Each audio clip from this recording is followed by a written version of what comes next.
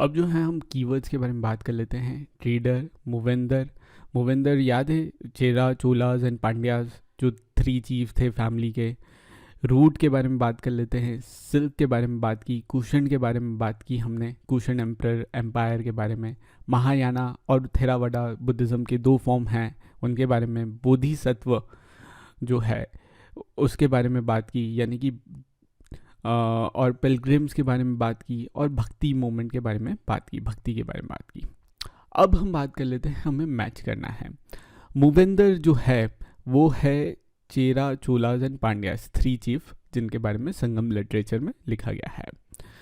Lord of दक्षिण पथ, Satavahana rulers, ये लॉर्ड ऑफ दक्षिण पथ थे। अश्वघोष, इन्होंने बुद्ध चरित्र लिखा है। बोधिसत्व, महायाना बुद्धिज़्म में बहुत ज़्यादा इंपॉर्टेंस है बोधिसत्व का, जो चाइना, कोरिया और जापान में बहुत प्रचलित है। ह्यूएंज़ांग चाइनीज पिलग्रिम थे जो इंडिया आए थे और बुद्ध की टीचिंग्स के बारे में जाना था इन्होंने, और फिर चाइना में जाके फैलाया। अब हम कुछ क्वेश्चंस आंसर कर लेते हैं। किंग्स जो थे वो सिल्क रूट क्यों कंट्रोल करना चाहते थे? क्योंकि जितना बड़ा रूट होता था उतना ज़्यादा टैक्स कलेक्ट कर सकते थे, उतना ज़्यादा ट्रिब्यूट मिल सकता था, उनके पास सिल्क आ सकता था, और इसलिए वो सिल्क रूट कंट्रोल करना चाहते थे।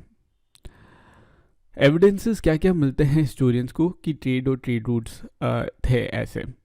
तो ट्रेड और ट्रेड रूट्स के बारे में जो एविडेंसेस मिलते हैं वो है कि उसके बारे में जो स्टोरीज़ लिखी गई है, जो पिलग्रिम्स ने लिखा है, मर्चेंट्स ने लिखा है, वो एविडेंसेस हैं। साथ ही साथ केव्स हैं, वो भी एविडेंसेस हैं कि ट्रेड रूट्स होते थे।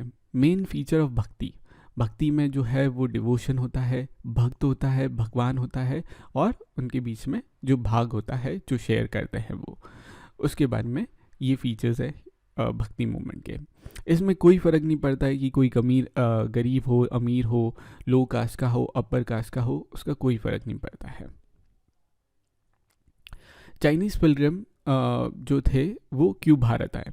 तो भारत इसलिए आए क्योंकि वो बुद्धिज़्म के बारे में समझना चाहते थे, लाइफ ऑफ बुद्ध के बारे में जानना चाहते थे, और ऐसी प्लेसेस जाना चाहते थे जहाँ पे बुद्ध से रिलेटेड कुछ इम्पोर्टेंस हो या फिर इम्पोर्टेंट मोनेस्ट्री हो।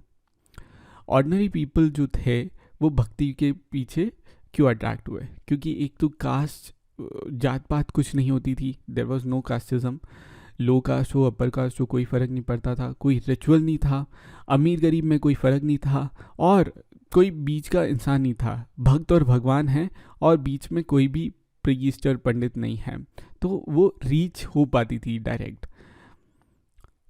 चाहे औरत हो या मैन हो, फ़र्क नहीं पड़ता था, सबको इक्वली भक्ति ईजिली पॉसिबल थी, और इस तरीके से वो अपने फेवरेट डीटी को पूछ सकते थे। अब इम्पॉर्टेंट डेट्स की बात कर लेते हैं। करीब आज से 7000 साल पहले सिल्क डिस्कवर हुआ। चेरा, चोलास, पांड्यास आज से 2300 साल पहले थे, और साउथ इंडिया में इनका राज था, चीफ थे, ये किंग्स थे वहाँ के, अलग अलग एरिया के। सिल्क जो थी वो रोमन एम्पायर में खूब डिमांड में आई करीब 2000 साल पहले।